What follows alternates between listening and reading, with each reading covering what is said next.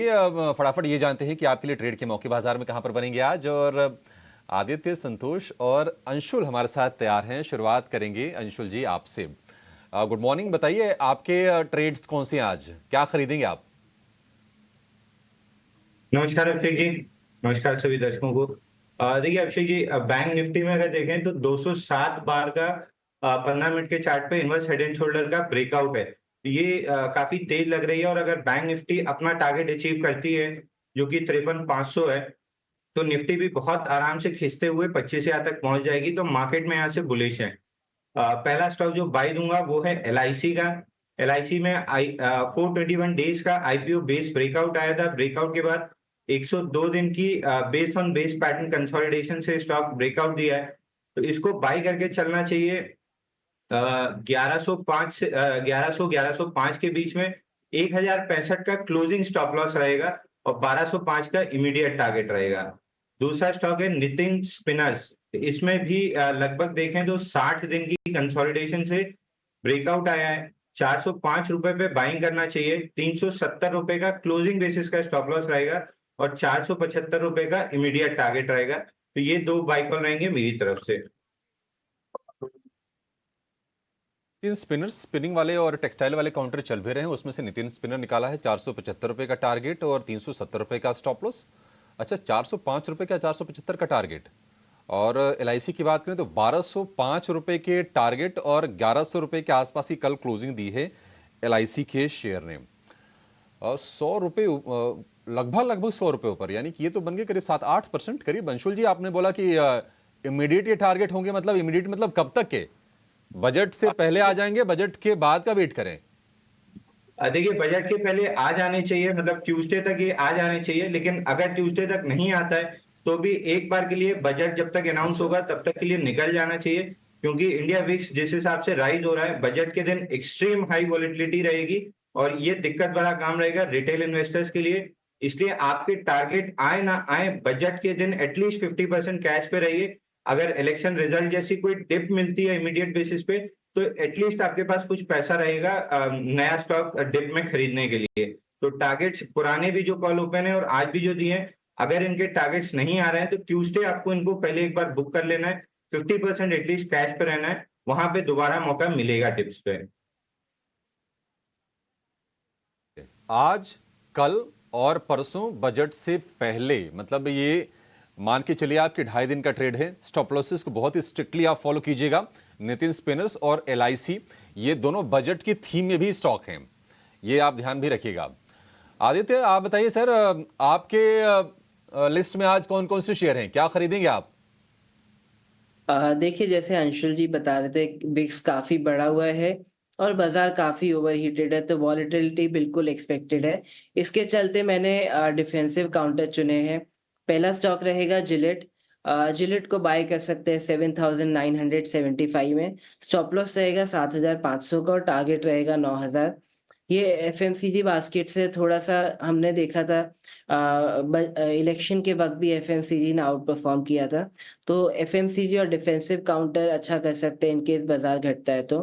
दूसरा स्टॉक भी defensive space से है, अजंता फार्मा। इसको बाय कर सकते हैं 2285 में। 2190 रहेगा स्टॉप लॉस और टारगेट रहेगा 2390 से लेके 2450।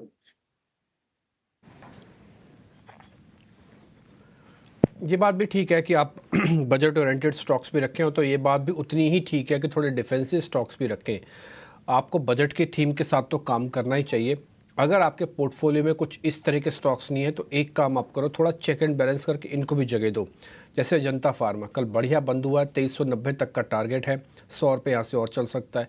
ये फार्मास्यूटिकल्स अपने आप में डिफेंसिव और एग्रेसिव दोनों वाला काम कर रहा है इस समय। तो मेरे को जो अभी तक शेयर्स बोले गए हैं वो सभी के सभी शेयर्स ज़्यादा ठीक लगे, बट नितिन स्पिनर्स मेरे को ज़्यादा ठीक लगा।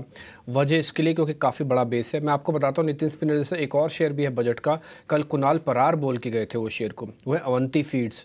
आज उसको भी चेक करके रखिएगा। मेरे हिसाब से अवंती फीड्स और नितिन स्पिनर्स, ये दोनों ही शेयर आज बढ़िया चल सकते हैं। दोनों आपकी लिस्ट में होने चाहिए। कल एक कुणाल परार का शेयर और एक आज अंशुल जैन का शेयर मैंने समझाया आपसे। अब आगे बढ़ते हैं। आदित्य अरोड़ा से भी हमने ट्रेड ले लिए, संतोष सर से ट्रेड लेने बाकी हैं। संतोष सर नमस्ते, जरा बताएं सर आपके trade. Yes, first of all good morning everyone. So मेरा पहला जो ट्रेड है वो मदरसन सुमी है। इस स्टॉक की बात करें तो हमने एक बहुत ही स्ट्रॉन्ग बुलिश मोमेंटम देखा था इस क्वार्टर में। स्टॉक अपने intraday two hour 20 day moving average को टेस्ट किया और एक अब फ्लैग फॉर्मेशन का ब्रेकआउट देके फिर से मोमेंटम को कंटिन्यू करते हुए नजर आ रहा है। यहाँ खरीदारी करना चाहिए। 210 का टारगेट रहेगा, 201 रुपए 50 पैसे का स्टॉप लॉस रहेगा। दूसरा स्टॉक आईटी स्पेस से है। वैसे आज आईटी स्पेस तो बज में रहेगा आफ्टर इन्फोसिस नंबर्स। मेरा एम्फेसिस पे नजर रहेगी। हम जितनी भी आईटी कंपनीज की बात करें तो सबके नतीजे में एक चीज कॉमन नजर आ रही है, वो है strength in BFSI sector. So emphasis majorly उसमें डील कर रहा है और यहाँ पे आउट भी आया है तो यहाँ पे खरीदारी करना चाहिए। टारगेट रहेगा 2940, स्टॉप लॉस रहेगा 2800।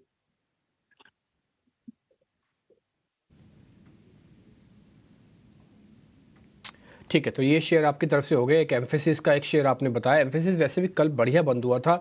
और एक सैमिल का शेयर है। आप सैमिल अच्छे से अब याद हो गया होगा आपको, ये मदरसन सुमी वाली कंपनी है। अब इसको संवर्धना मदरसन्स कहते हैं, तो सैमिल इसका शॉर्ट फॉर्म हो गया। इसका कोड है एक्चुअली सैमिल। तो सैमिल और साथ ही साथ आप जो आदित्य सर की दूसरे ट्रेड है उसमें आप एक पोजीशंस ले सकते हैं। ठीक है जी, आगे बढ़े। एक दो शेयर, अच्छा एक और चीज़, थीम को ना भूलिएगा, ध्यान रखिएगा। हाँ, ये जो फूड प्रोसेसिंग वाली, मैं आपको रीज़न भी बता चुका हूँ। उनके मिनिस्टर नए नए आए हैं, पहली बार अपनी प्रपोजल रखेंगे। उस एरिया के अंदर अभी चुनाव पेंडिंग है जिस एरिया से वो मिनिस्टर साहब आते हैं। दूसरा, सरकार एक्सपोर्ट इंपोर्ट को बढ़ाना चाहती है। अभी आपको कुछ दिन पहले अडानी जी के एक पोर्ट के बारे में भी हम जानकारी आपको दे रहे थे। तो जो पोर्ट वाला हिस्सा ना काफ़ी स्ट्रॉन्ग है। पोर्ट से आप कुछ नहीं भेजेंगे तो आप कम से कम वो प्रोडक्ट भेजेंगे जो उसके आसपास का एरिया होता है। तो सारे स्टॉक्स ध्यान रखने वाले हैं। मैं आपको बता रहा हूँ, आप बहुत ही थेमेटिक करेंगे ना तो आपका काम बनेगा। उसमें से एपेक्स फ्रोज़न एक है, अवंती फीड्स उसमें से एक है। तो ये सारे शेयर्स हम आगे भी चल के डिस्कस करेंगे। मैंने निकाल रखे हैं सबके चार्ट, मैंने 2-4 शेयर और भी निकाल। विनीत बोलिंजकर हमारे साथ जुड़ चुके हैं। विनीत सर, बहुत बहुत शुक्रिया। First of all thank you very much आज समय देने के लिए। ये आप देख पा रहे होंगे सर, हमने वैल्यूएशन की एक प्लेट निकली हुई है जो कि पीई के तौर पर हम कैलकुलेशन करते हैं, price to earning value. Sir आपको कोई शेयर इसमें से ठीक लगता है खाली पी के तौर पर? नंबर तो अच्छे आए, जब एक के अच्छे आते हैं ना तो सारा बिजनेस फ्लो पता लग जाता है कि सभी के ठीक आएंगे मोटा मोटी। सर एक बार आपका पी पे कैलकुलेशन चार्ट हम दिखा रहे हैं, अगर आपको कहीं भी ठीक लगता हो तो एक शेयर का नाम आप बता दीजिए। नहीं, लगभग परसिस्टेंट के पी हाई रहेंगे पर इनकी ग्रोथ एडजस्टेड पी जो है ना वो बहुत बेहतरीन है। बाकी के सब प्लेयर्स ने ग्रोथ अभी बोल रहे हैं कि अच्छी आएंगी, लेकिन परसिस्टेंट बता रहा है कि हमारा जो ग्रोथ है अच्छा रहेगा। तो उनका ग्रोथ एडजस्टेड आप अगर पी देखोगे तो हमें फिर भी अभी भी L N T sorry Persistent सस्ता लगता है। उसके पीछे एल टी टेक भी ठीक लग रहा है क्योंकि उन्होंने बोला है कि उनका न्यू फेज ऑफ ग्रोथ चालू होने वाला है। तो हमें ये दो शेयर अच्छे लगते हैं। इन्फोसिस भी ठीक ठाक था और टीसीएस ने भी बढ़िया कमेंट्री दी है। तो हमें ये 4 शेयर अब तक आईटी सेक्टर में अच्छे लग रहे हैं। टीसीएस, परसिस्टेंट, ये इन्फोसिस और टीसीएस हो गया आपके ये दिग्गजों में, और परसिस्टेंट हो गया आपके ये मिड कैप में।